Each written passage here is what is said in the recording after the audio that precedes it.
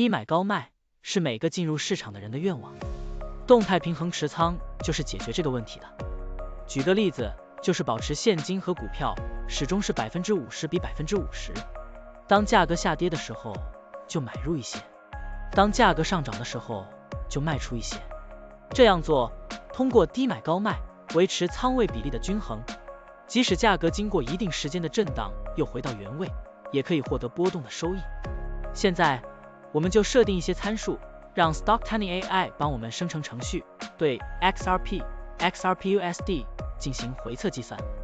设定参数如下：检查间隔，每周五按照收盘价检查一次；价格梯度，每变化10%就启动买入或者卖出操作；运行时间从2023年1月1日到2024年4月30日；交易手续费设定为0.30%。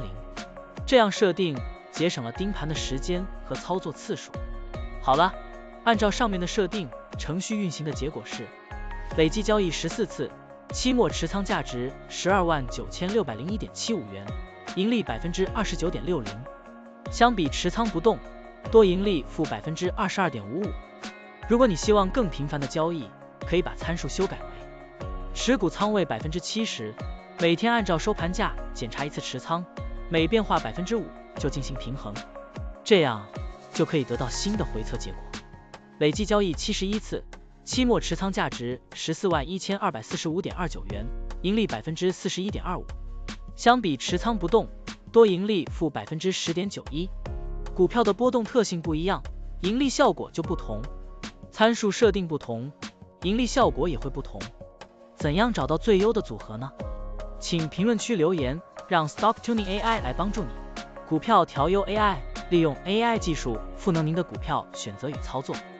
本站内容不构成对任何人的投资建议，您应当基于自己的独立判断做出决策。扫描二维码获取文字稿，欢迎点赞、评论、转发。